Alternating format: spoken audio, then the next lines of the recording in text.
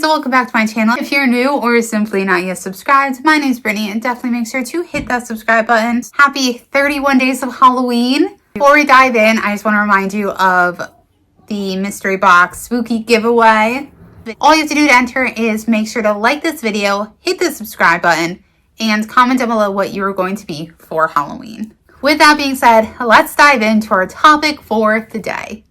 So this takes place in the 1860s. There was a man by the name of William Anderson, and he lived in Missouri. He had a wife and 2 sons. He was considered to be a good family man. So he didn't make much money, but he would still try to give his wife and his kids everything he could. The Civil War broke out, and he thought that it was his duty to go and fight as a Confederate soldier. You know, he kissed his wife and his sons goodbye, and he joined the army. So when the Confederate army was pushed out of Missouri, he became a guerrilla soldier.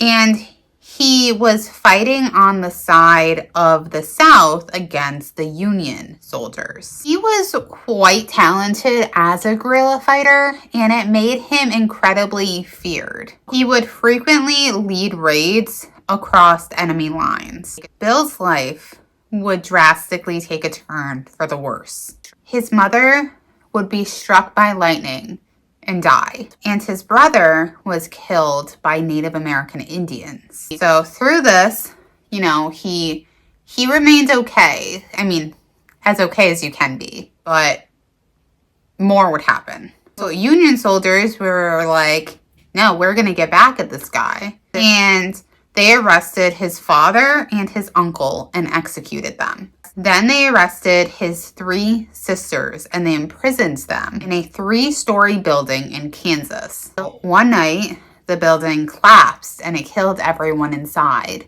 and his sisters were crushed to death in the rubble.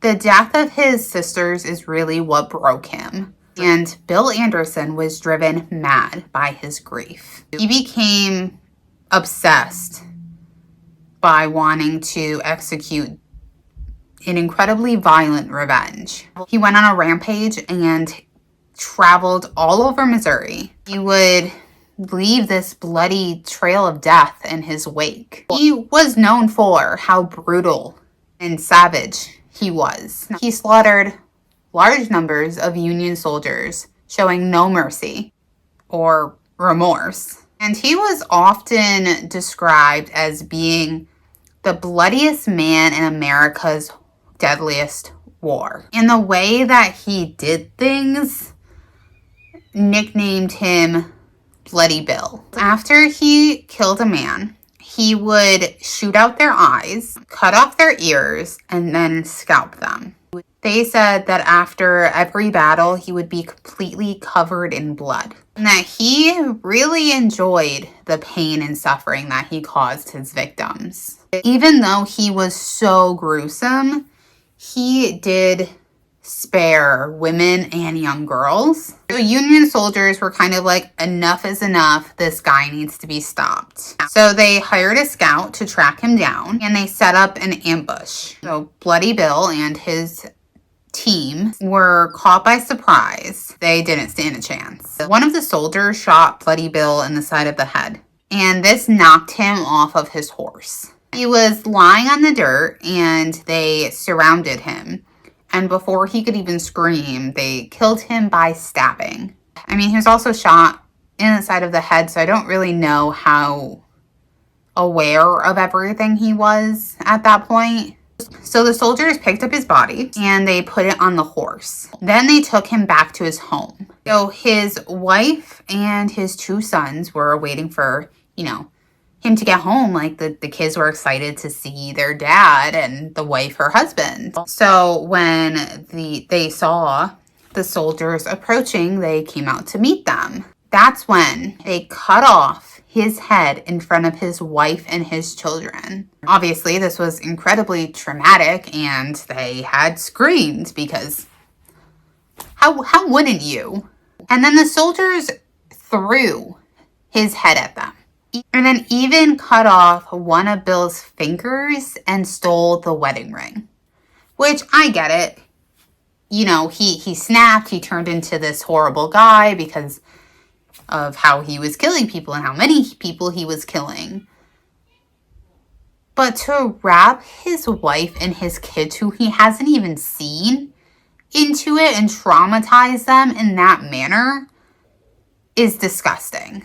They did nothing. They were just waiting for their dad or their husband to come home. So the wife actually went insane after, you know, witnessing this. A few days after, you know, this event had happened, she went into a deep depression. She actually hung her sons from the rafters in the house and then killed herself. Which, if he had just, like, you know, even if they had killed him, because obviously it's a war, there's death and stuff, like, I get that. But even if they had just killed him and not went the extra horrible mile of doing this to, like, traumatizing the wife and the kids, she might not have done that. She probably wouldn't have done that. So according to the legend, Bloody Bill's old house still stands today. And his ghost still roams the countryside wanting to exact his revenge. It's said that if you say his name out loud 10 times in the dark, that he will appear at the foot of your bed. His face will be rotting and covered in blood. Eyes will glow red. He will wait until you wake up and see him. And then he will hunt you down and kill you the same way he was killed.